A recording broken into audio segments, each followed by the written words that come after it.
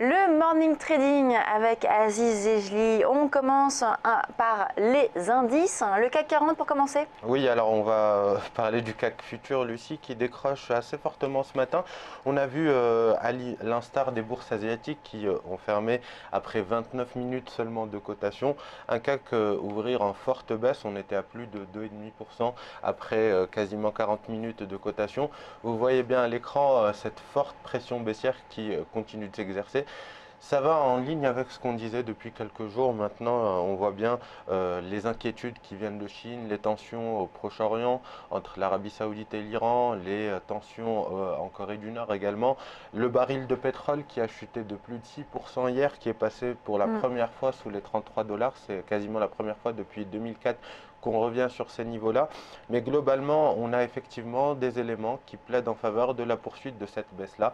On le voit bien sur le CAC, hein, on a enfoncé tous les niveaux de support. Ce matin même, il y a quelques minutes, on a enfoncé le dernier niveau à 4356. Alors désormais, on a deux objectifs en ligne de mire, les 4310, 4225. On risque de revenir sur les niveaux de cet été après la forte correction qu'avait connue et qui était notamment causée par les craintes sur la solidité de l'économie chinoise. Donc là, on accompagne la baisse. On accompagne la baisse. Alors, on avait conseillé de vendre justement sur la rupture des 4500 vers 4485 sur le pullback qui a eu lieu sur ce niveau-là.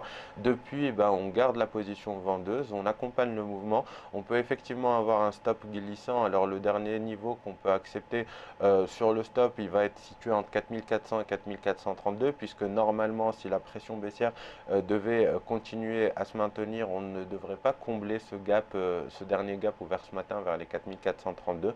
Mais on voit bien aujourd'hui que les éléments plaident en faveur de la poursuite de la baisse avec ce pétrole pas cher qui continue de fortement chuter.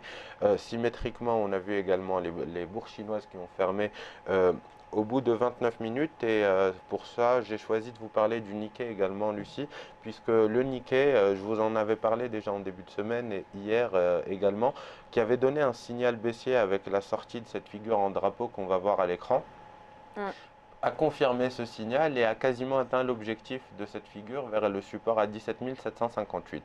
On voit bien que le Nikkei a perdu plus de 2,5% hier. On est revenu sur ce niveau de support. Alors maintenant, la question, ça va être de savoir si on continue de baisser. A priori, j'ai envie de dire que le sentiment, oui, devrait rester baissier. Même si on arrive sur des niveaux de support, on pourrait aller chercher des niveaux de support un peu plus importants et un peu plus forts pour reprendre un peu de hauteur. Mais globalement, on a cette tendance baissière qui pèse maintenant sur le marché. Le Nikkei n'est pas épargné, les indices européens non plus. Et on va le voir pour finir. C'est le S&P. Le S&P, alors je vous en avais parlé en disant qu'on avait réussi il y a quelques séances à tenir ce niveau des 1990-2000 points, qu'on avait un rebond qui s'était mis en place à l'approche de ce niveau là et on était sous les 2020. Alors la question c'était de savoir est-ce qu'on aura une résistance qui se met en place vers les 2020 points puisque c'est un niveau qui avait déjà fait office de résistance en octobre, ou si on pouvait aller chercher le haut du canal vers les 2070-80 points.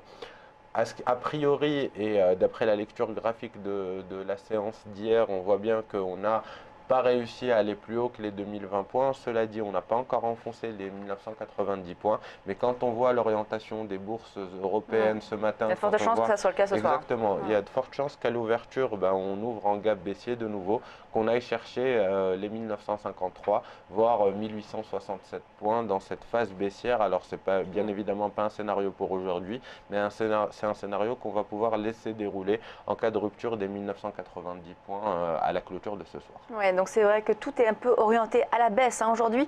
Benoît Rousseau disait il vaut mieux rester à l'écart parce que ça va se faire, ça va être des mouvements très violents, il va y passer beaucoup de choses sur les marchés, il faut vraiment être un expert de la bourse finalement, ou même voir du trading, pour être investi aujourd'hui. Vous pensez que c'est mieux de rester à l'écart aujourd'hui? Ça dépend effectivement premièrement du profil d'investisseur, du niveau de risque qu'il est prêt à accepter, mais également de s'il est déjà en position ou pas. Nos internautes, s'ils nous écoutaient depuis le début de la semaine, on a averti par rapport au risque de cette baisse, on a recommandé de se positionner à la vente à plusieurs reprises. Donc s'ils sont déjà en position, a priori c'est un mouvement qui leur est plutôt favorable et il faut plutôt conserver sa position, voire la renforcer sur d'éventuelles nouvelles opportunités.